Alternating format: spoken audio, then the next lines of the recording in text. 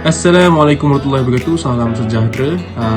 Kami daripada grup 3 hari ni kami ditugaskan untuk buat video daripada subjek pengajian strategi berkenaan dengan apakah pertikaian China dan juga AS berkaitan dengan Taiwan, right?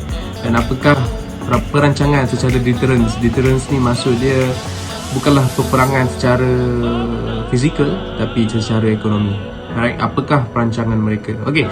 Tapi untuk sekarang saya ditugaskan untuk menceritakan berkenaan dengan apakah hubungan AS dan juga Taiwan. Okey, untuk pengetahuan semua, China dan juga Taiwan ni adalah merupakan satu buah negara, alright, yang sangat dekat, di mana China berada di sini dan Taiwan hanya di kepulauan China sahaja. Tapi apabila Taiwan mendapat kemerdekaan, Taiwan tak nak duduk di bawah pengaruh China. Apa yang US nampak kat sini adalah satu kerjasama lah yang boleh dibuat, alright. Dan kita tahu AS dan juga China ni merupakan kuasa dunia, walaupun dari segi ekonomi maupun persenjataan, ketenteraan lah khususnya. Dan AS ni baru mewujudkan hubungan diplomatik berkenaan dengan vaksin COVID-19 sendiri. Alright.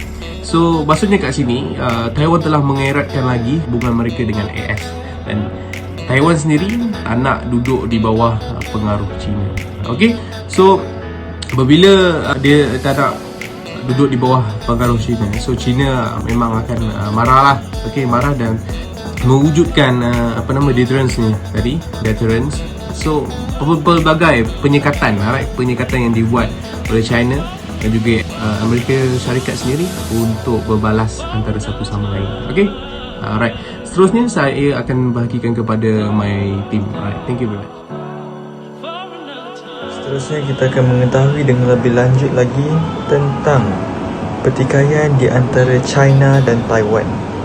So pada tahun 1946, perang saudara telah berlaku di China, yang pada masa itu Chiang Kai-shek telah memimpin pasukannya menentang pasukan komunis, tetapi telah ditenang balik dan terpaksa berundur ke Taiwan.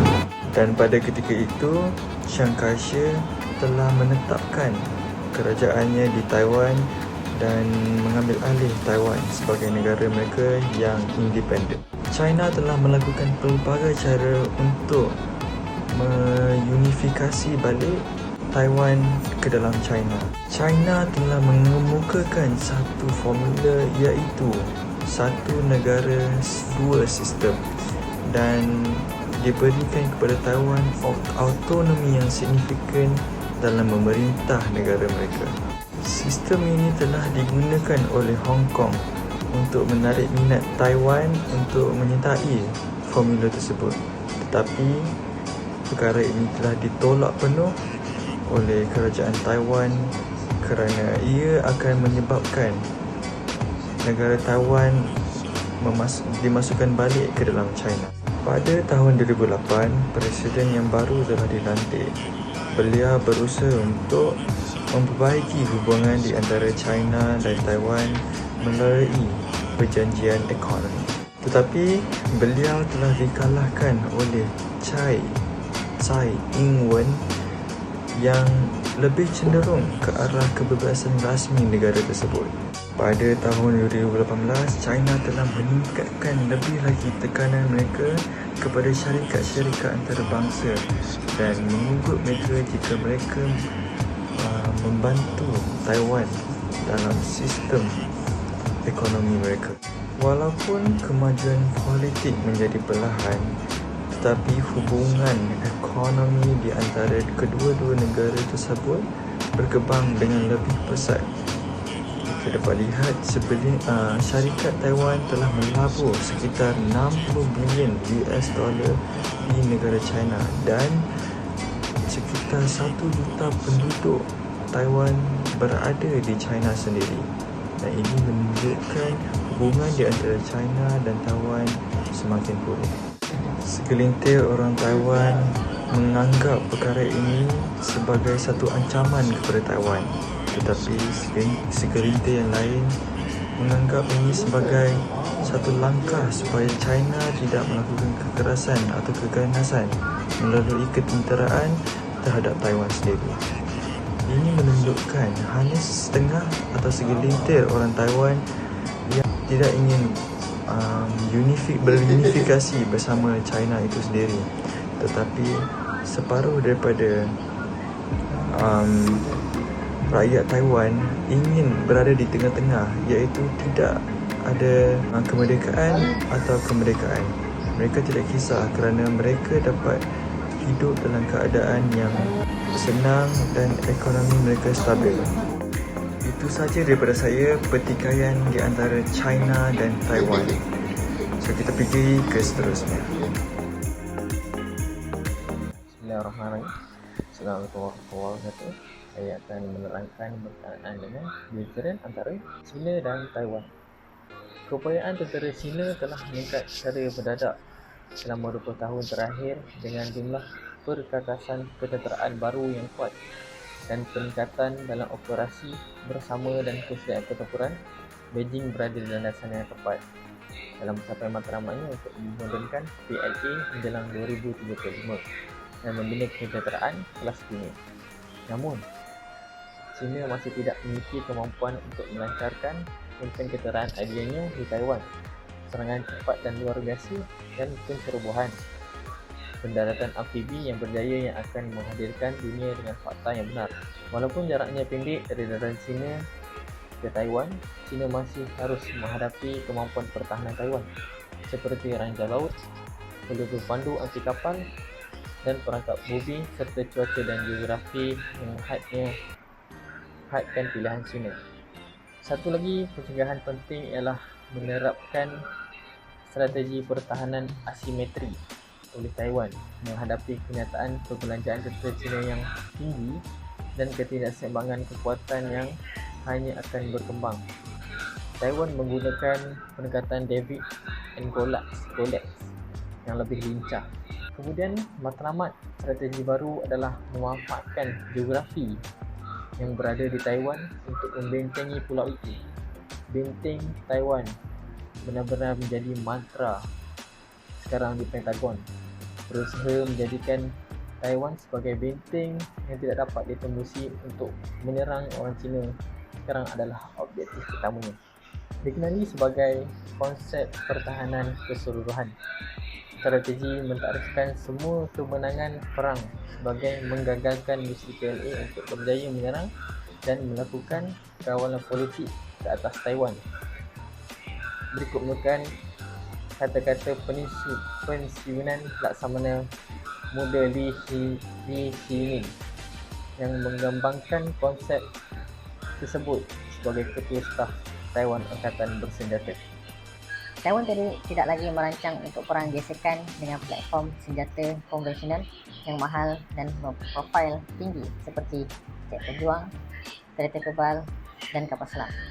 Strategi tersebut sebaliknya bergantung pada sistem senjata murah yang bertujuan untuk menghentikan kecerobohan China seperti kapal kecil, kapal selam, kapal serangan cepat tersebar di antara kapal nelayan di 200 pelabuhan pulau itu.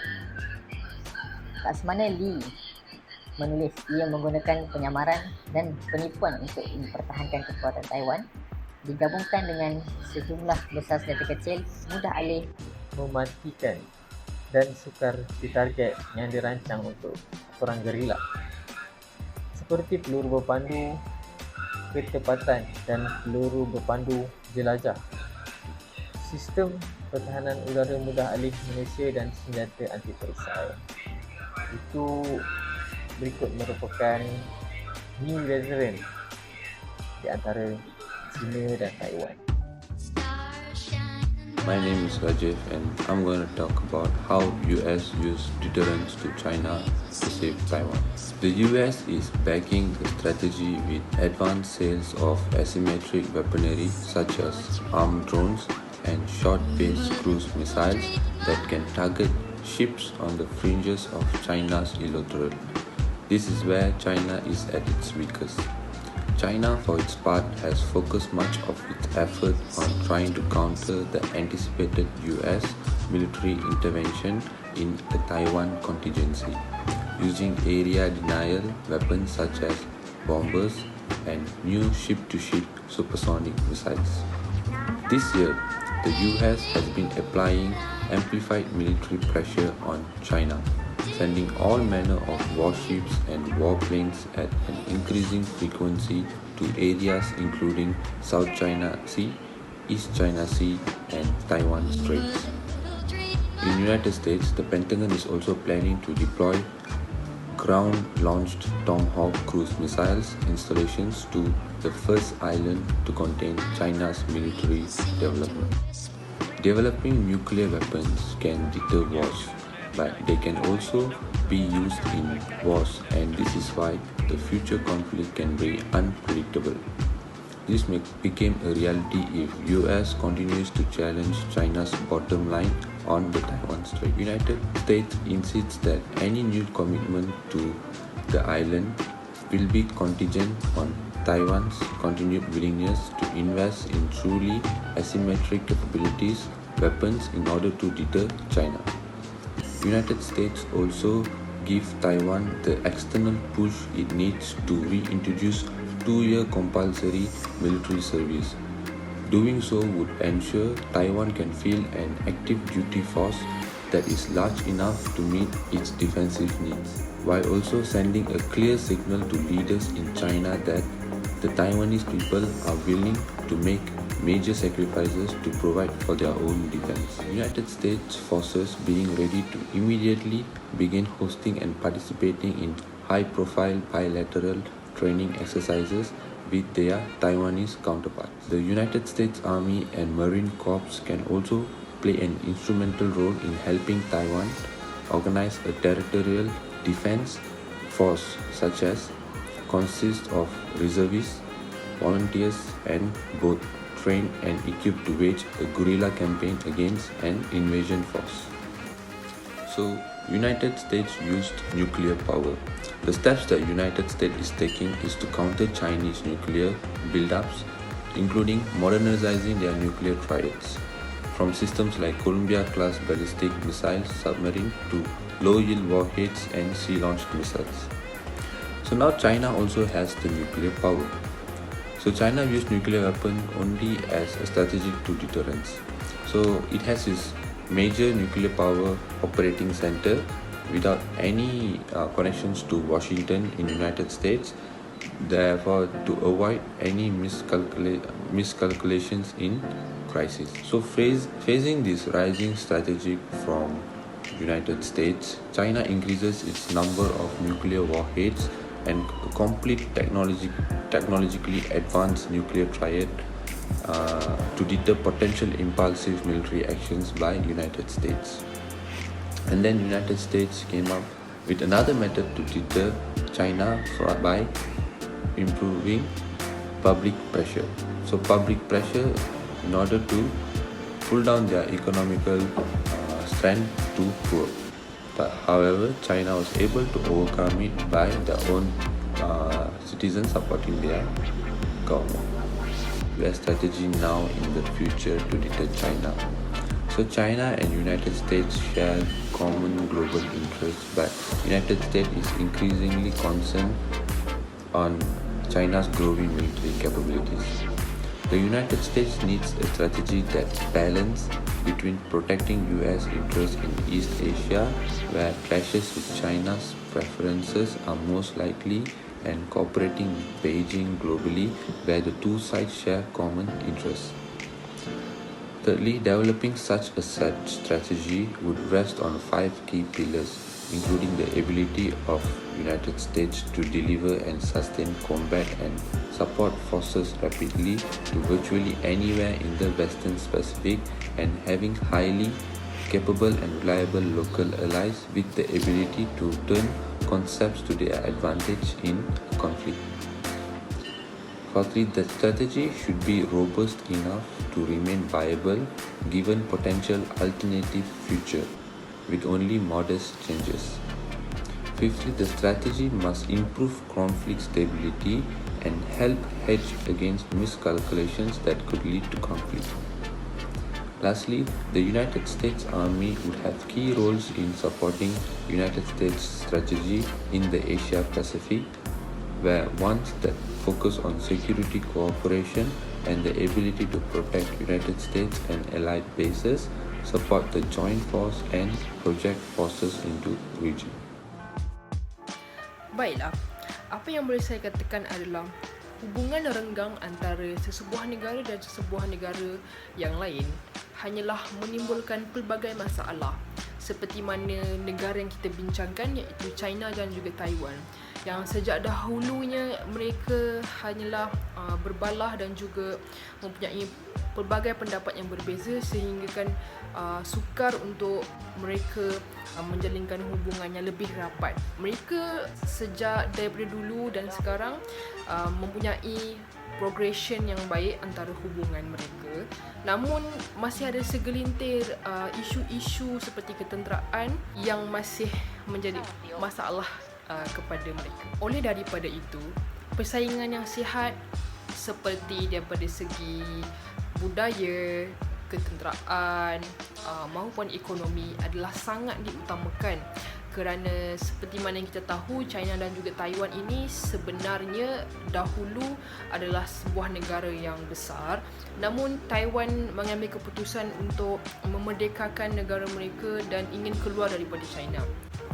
Sekiranya mereka saling membuat persaingan yang sihat dan juga menunjukkan satu contoh yang baik kepada negara-negara lain, akan menjadikan mereka sebuah negara contoh, kerana mereka adalah sebuah negara yang baik daripada segi ketenteraan mereka dan mungkin akan menjadi contoh antara negara Asia yang baik kepada negara-negara luar yang lain. Seterusnya, hubungan antara Amerika Syarikat dan juga Taiwan daripada pendapat saya adalah satu contoh yang baik dan perlu diambil daripada sisi positifnya, di mana Amerika Syarikat menolong daripada segi senjata-senjata yang terbaru dan juga yang berkuasa tinggi kepada Taiwan, supaya posisi pertahanan Taiwan menjadi lebih kukuh sekiranya China ingin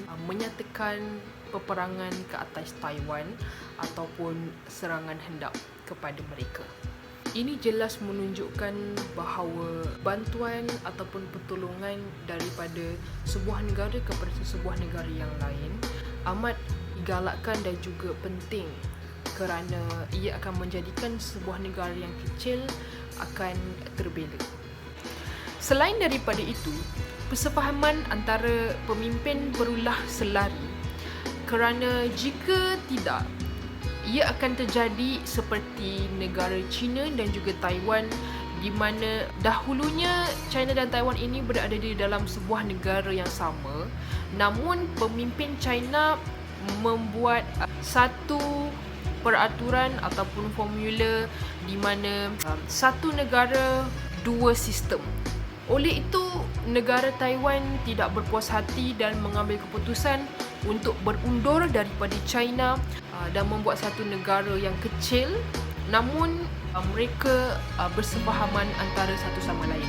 Yang terakhir, persiapan pertahanan sesebuah negara itu amat penting, kerana ia menunjukkan pemimpin yang benar-benar memimpin dengan jayanya terhadap sesebuah negara itu terlihat apabila persiapan-persiapan penting seperti pertahanan, ekonomi dan juga sebagainya berada di tahap yang cemerlang.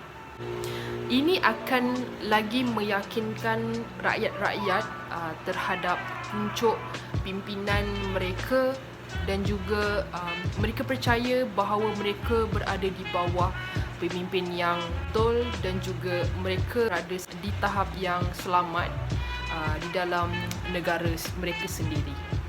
Banyak kisah-kisah yang boleh kita ambil pengajaran daripada kisah negara China, Taiwan dan juga Amerika Syarikat ini yang boleh diaplikasikan kepada diri kita maupun di dalam negara kita. Sekian daripada kami. Terima kasih.